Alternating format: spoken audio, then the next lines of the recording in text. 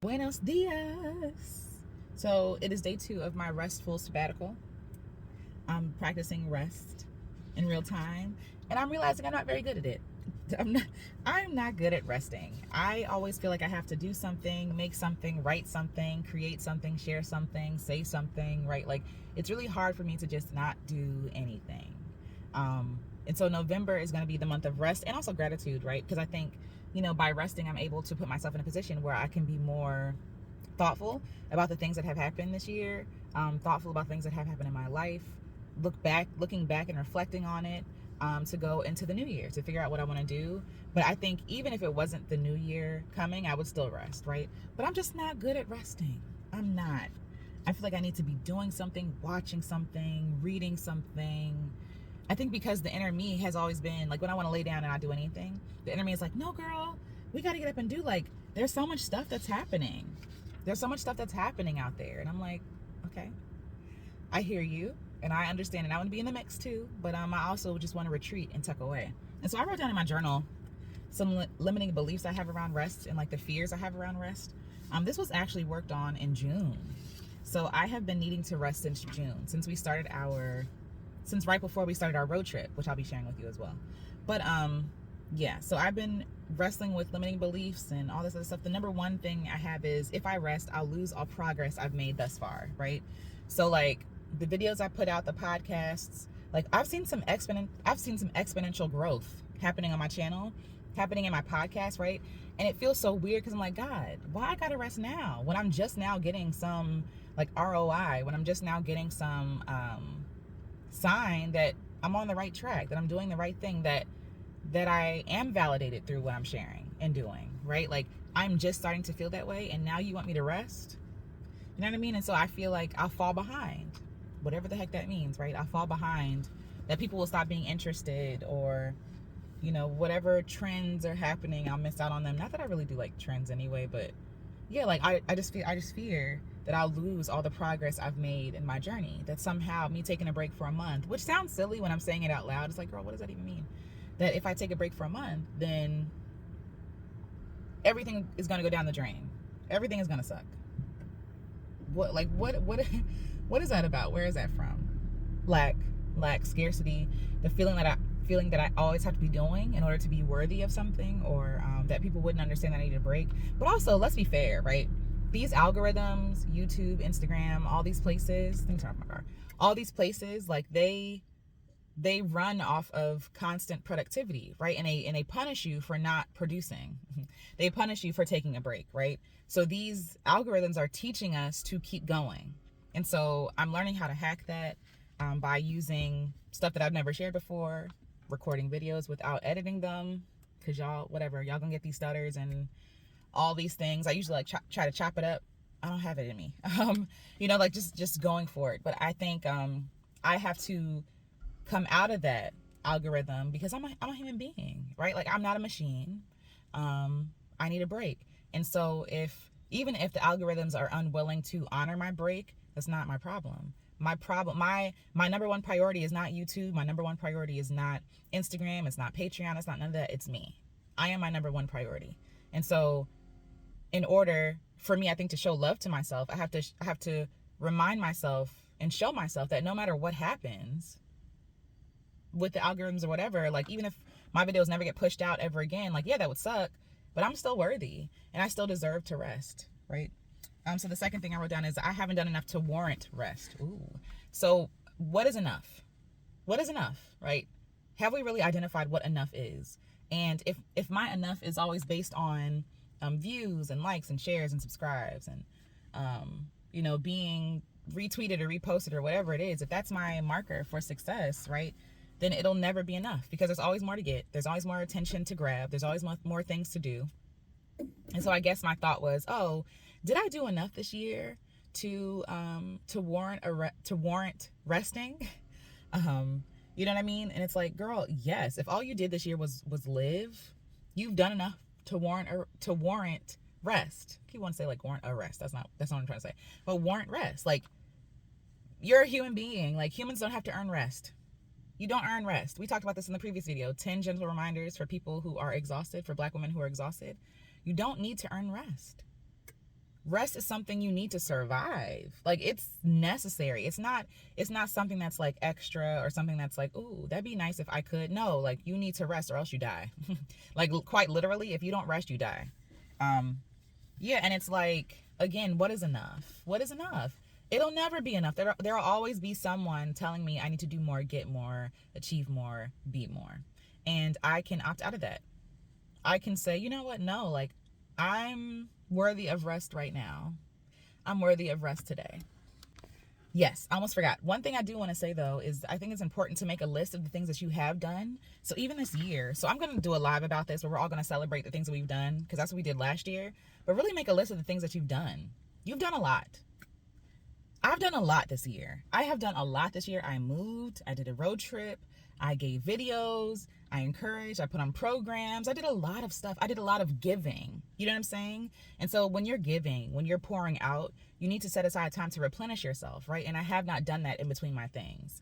And I've been wondering why do I feel some aversion to continuing or creating a new program or starting a new whatever? It's because I haven't given myself time to really rest. It's always go, go, go, do. After I get finished doing one program or one thing, oh, it's on to the next thing. Never getting time to retreat, to receive the nourishment that I need, that I gave out. Never taking time to celebrate what I've done, right? And it's time out for that. Like, we need to really set aside time.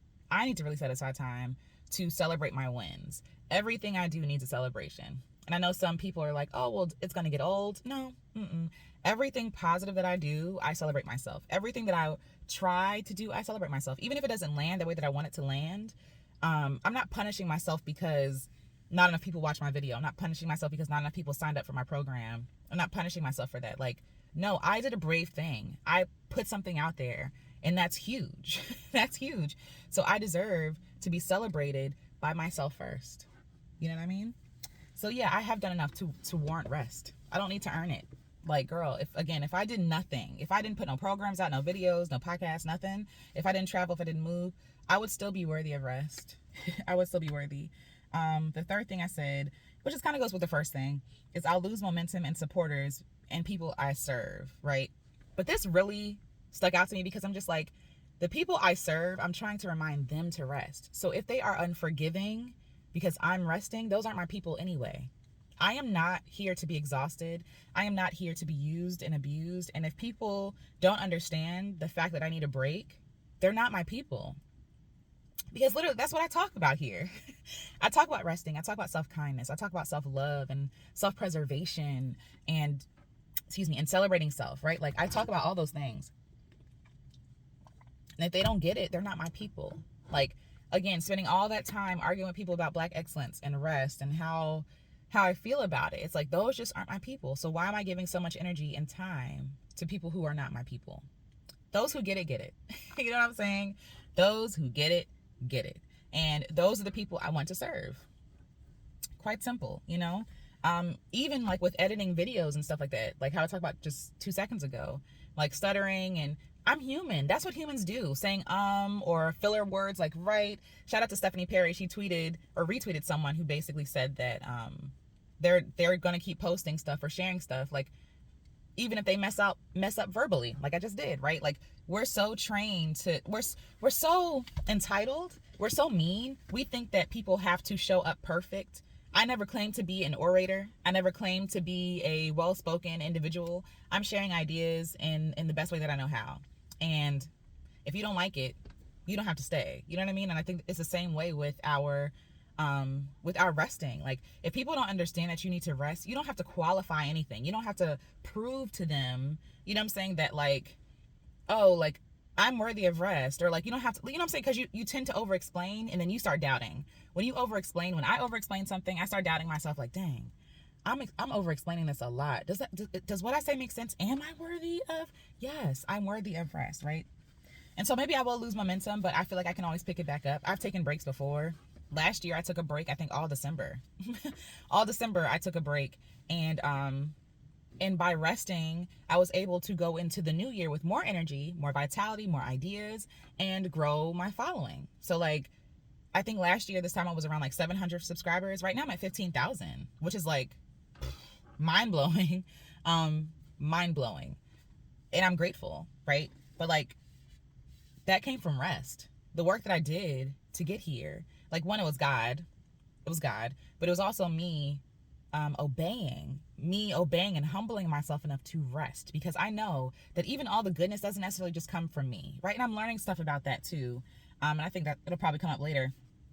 I believe in God. I believe that God orchestrates all this stuff. I believe that God gives me the opportunities to do what I'm doing. And if I believe that God is orchestrating, then why do I feel the need to be in control? Because I'm not in control. Like, I'm in control of what I do and what I allow, but like all this other stuff, like the growth, the opportunities, God made that happen. You feel me? Like, God presented those opportunities. And so if I know that nothing I do is from my own might, it's easier to submit to God and be like, okay, cool. Like, you did this, let me give it to you, right? Because I'm not going to exhaust. Whenever I'm exhausted or I'm exhausting myself, I know that I'm out of order. I know that somewhere along the way, I'm playing God. You feel me? And that is how I end up burned out. That is how I end up exhausted. That's how I end up injured, taking on too much too soon, too fast, just doing a lot, trying to prove my worth when God already said you're worthy. And what I have for you is for you. So if I believe that what God has for me is for me, I don't need to be out of season. I don't need to do too much, because I'm worthy of it right now. And God will give it when it's time to give. You know what I'm saying? Like, so that feeling of like giving up control to God is scary.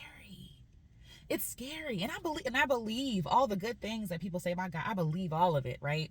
But putting it in practice, I'll be honest, sometimes it's very hard. It's very hard. You're looking at stuff on paper and you're feeling the stuff in real life, and you're like, I don't know. One of my prayers lately has been for God to show me that God is trustworthy. God, show me that you're trustworthy, please, right? And what happens is, often I say, show me that you're trustworthy. And I hand over something to God. This is what I want to trust you with, right? And then I'm like, you know what? Never mind. Take backsies. I got it. Forget it. Never mind, God, I got it, right? And then it's solidifying the fact that God is not trustworthy. But really, I just haven't given God the opportunity to show me that God is trustworthy. Does that make sense? So I'm almost, what is the word? There's a phrase.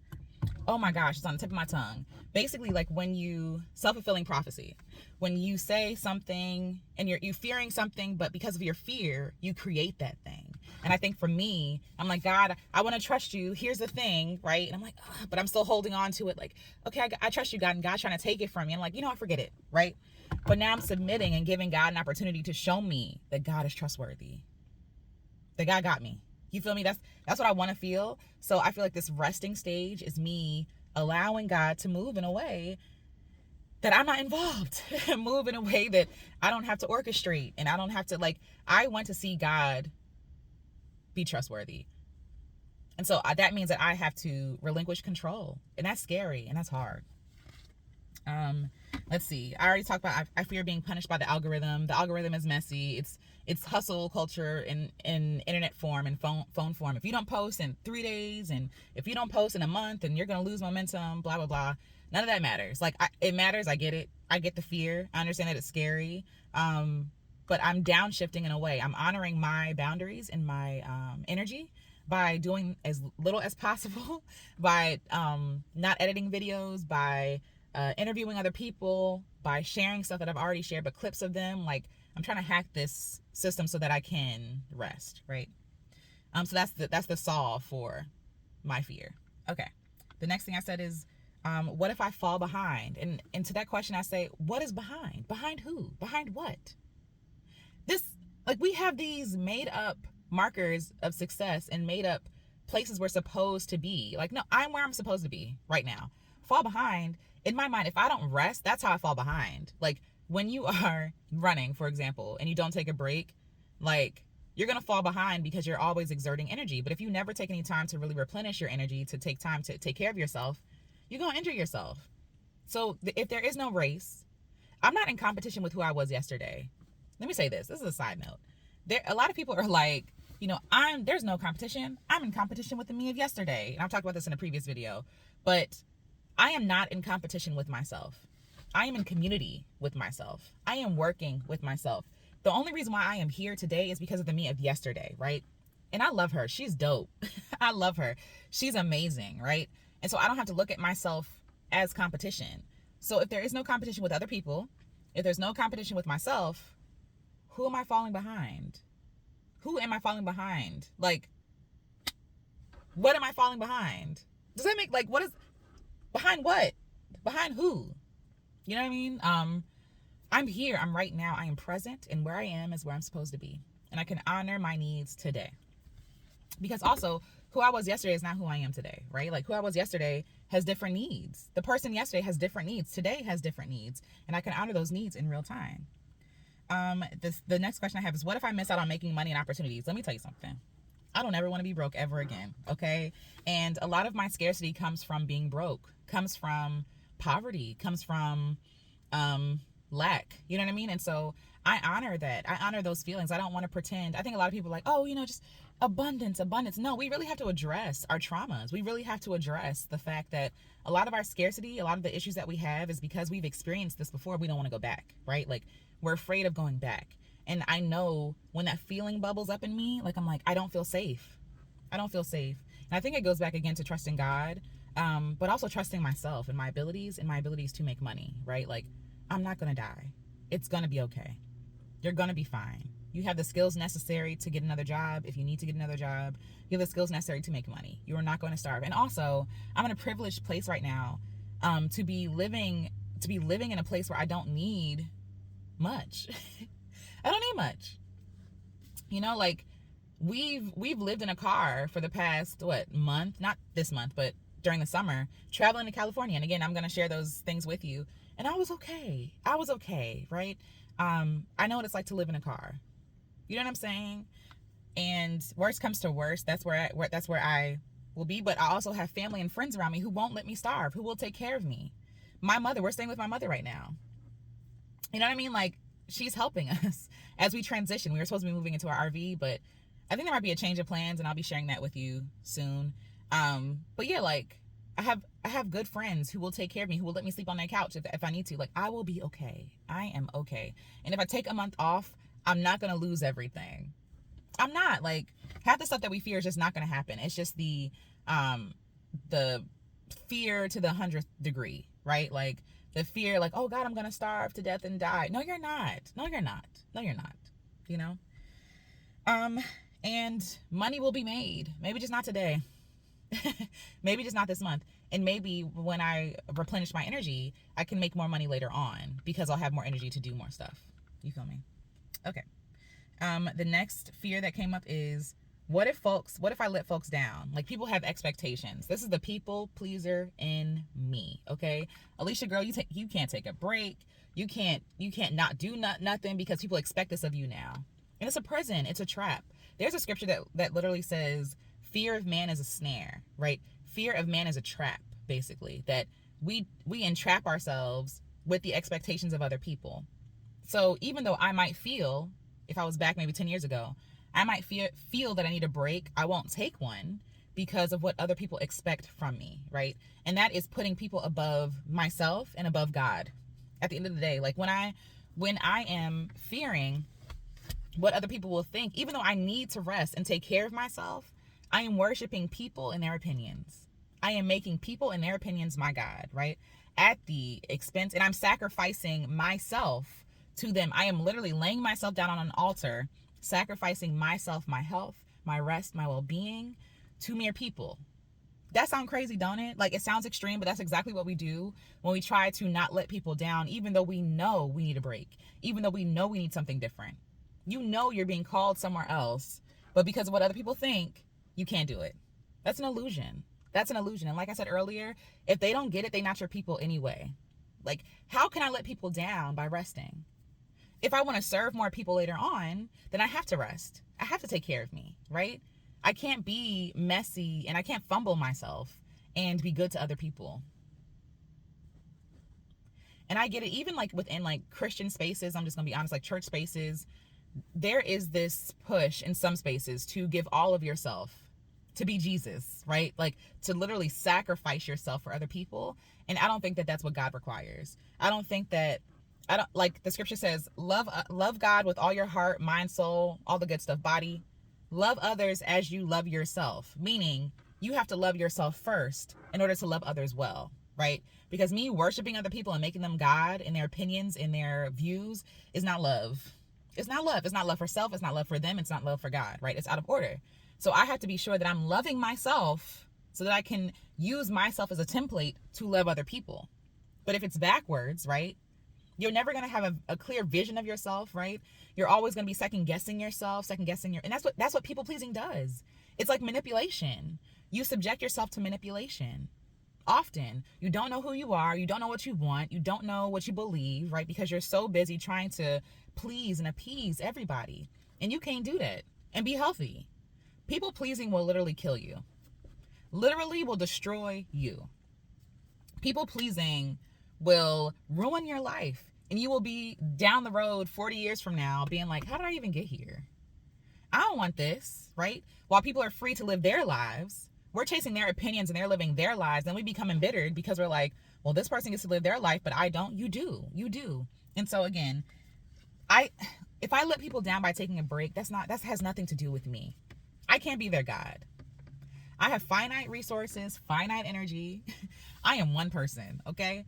And I don't want to be a hypocrite.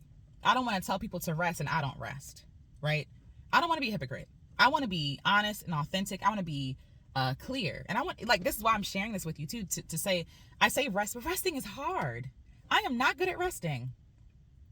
This is something I'm learning in real time. It is not easy. I think I'm good at resting like in little spurts, like maybe 5 minutes here, an hour there, a day here, but a whole month, girl, you're doing too much now, right? Like, and I'm stretching myself. And so if people can't honor that and see that, that is not about me. That is not on me. That's all them. Yeah, one of the thoughts that came up was it's not productive, right? Resting is productive. It may not be productive in a way that we're used to seeing productivity, products or courses or money, right? Like, but rest is productive in that by resting, right? When things are resting, they're not dead. They're not dead. There's trees behind me, right? These trees are losing their leaves to conserve energy. And so even though during the winter they look kind of dead, they're not dead. They're alive. There are a lot of things going on underground, right, that we don't see. And so when we're resting, we're able to replenish ourselves. We're able to heal ourselves when we're sleeping. Sleep is the only time that your body can really heal itself like it wants to, because you're not moving. You're out the way now. Like, you've been busying yourself all day long and your body's like, girl, when we gonna go to sleep so we can heal you? You know what I'm saying? I've been taking naps every day. And when I tell you I wake up 2 hours, I don't know where I am, what's happening. Like, I am exhausted. I didn't realize how exhausted I was until I laid down, until I stopped, until I took a break. And so it really showed me that I have not been kind to my body. I have not been listening to my body. And my body needs me to get out the way so it can heal me, so it can get me together, right? So even when we sleep, it's productive. It's productive because it's healing us. It's productive because it's replenishing us. It's getting us out the way. It's giving us more space to think, right? More space to breathe, more space to be. It's healing our mindset around rest. It's productive. It's just not productive in the way that is praised. It's not productive in the way that people want to see productivity. But resting is productive. And if resting and playing and all that good stuff is good for my joy and my mental health, then it is productive. It is important. It is impactful, right? It doesn't have to be for other people for it to be important. But it is important because I deem it so. Because it adds to my well-being.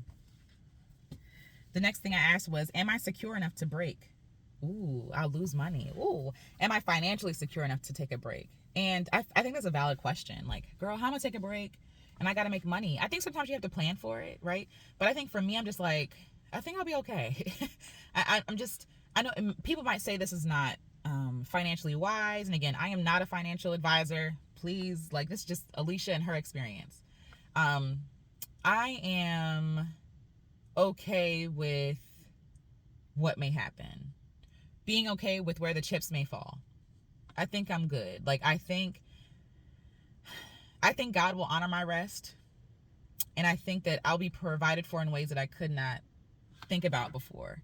And I'm open for that. And I'm ready for that. And I'm expecting that, right? I'm expecting God to take care of me. I'm expecting God to move in ways I didn't think that God would move before.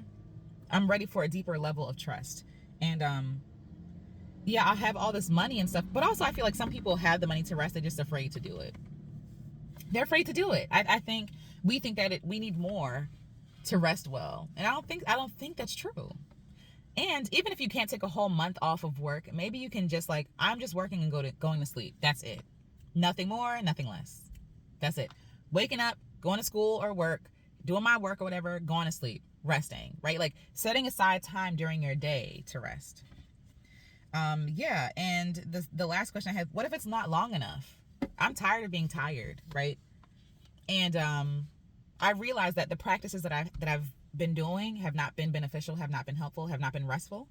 So instead of me trying to fix everything in a day, right, and fix everything in a month or a year, I need to implement a lifestyle or create a lifestyle around rest. If I want more rest in my life, I need to align myself with more rest. How can I have more restful practices? I'm taking this month off not to go back into work as I usually did before. I'm doing something totally different. I'm creating a new lifestyle, a new working pace, a new structure to be able to better honor my rest. I don't believe that I have to go in 9 months of the year just going hard or whatever. Go fast, go hard, go strong. Again, shout out to Daft Punk. Like, I don't think I have to do all that to be impactful. I think that I'm trying to find the most impactful way to help people without having it to exhaust me, right? So if that means putting out less videos, that's what I'm gonna do. If it means having a program maybe twice a year, that's what I'm gonna do, right? Like, it means honoring who I am. Everybody has different ways of working, different ways of living, different ways of managing their energy, right? And maybe I'm not an evergreen. I don't think a lot of humans are, right? If I'm talking about trees, I don't think a lot of humans are evergreens. I think that we are seasonal trees. But I think some people, they have systems in place so that they can be or can look like they're evergreen. And that's the thing. The people we look up to, the Gary V's in life, the, whoever else, the hustlers or whatever, they have a team of people helping them. It's not just them, right? We praise these people and compare ourselves to these people who have a whole system in place, have whole, people on payroll to help them do the thing that they're doing. And it's wise, okay? It's wise, but it's also unfair if you don't have the resources right now to give yourself that freedom, to give yourself that support, to judge yourself and your work based on other people. You're not a machine, you're one person, right? Your work is only one part of you, but there's so many other facets to you. Your play, your joy, your spirituality, your community. There's so many different places that get neglected because we put work up here. We put money up here. You know what I'm saying? When we can create a life where all those things coexist in a way that is not competing with one another. And I think that's what I'm trying to build my life around. I'm trying to make it so that rest is easy for me. Rest is an easy option. I'm trying to make my life easy. I am putting my life on easy mode. I'm not doing things hard anymore. Like, what is the reward for doing things hard? Honestly, what's the promise of working hard? And I'm really asking, like, what is the promise except for kudos and people hand clapping you? Like, sadly, I feel like a lot of Black women are praised because of how hard they work and how much trauma they endure and how much work they have to put into something or someone or some place or their job, right? But there's no real payoff except that feeling of pride of like, yeah, I worked hard. Because people are working less hard and still doing the same thing and getting the same pay, getting the same recognition, right? And then we get upset, we get mad because we're putting in all this work, but this person's getting, kudos too. But who told you had to work hard? Who told you had to work hard? The world does, especially for Black women. The world does. The world tells us we have to work hard. Our sole purpose here is to work hard. And I rebuke it. I push it away. I don't agree. I don't want it. My goal in life is not to work hard. It's to be impactful, to do impactful work, to do meaningful work, right? And to be able to live a life that honors my beliefs, that honors my energies, and be able to love other people, to free other people, to love other people, to give to other people, right? But I can't do it if I'm tired. None of it will get done if I'm tired, if I'm always exhausted. None of it. It's a bird flying. None of it will get tired. None of it will get done if I'm always tired. So, I am not good at resting, but I'm getting better at it. The first way that I'm starting to get good at resting is by sleeping. I need to look at my sleep routines. I need to look at napping, what I'm doing before I go to bed, what I'm taking in before I go to bed. I need to come up with a good nighttime routine and also morning routine, because if I am anticipating the morning and everything's in disarray, then I'm not going to sleep well, right? Like, it starts with sleep. And so I'm going to start there and share how that's going. So I guess in the next video we can talk about sleep, like sleep, and how important it is, the research behind it, what I find about sleep, all that good stuff. You know, there is beauty in rest. Some of my songs I've gotten from sleeping. Literally, I've gotten songs in my sleep, or that in between sleep and being awake space. And so if I was pushing away sleep, I would never have gotten those songs. You know what I mean? So sleeping is productive. It's impactful. But I'm getting better. I'm getting better at resting. And I hope that you are too. All right. Talk to y'all soon. Bye.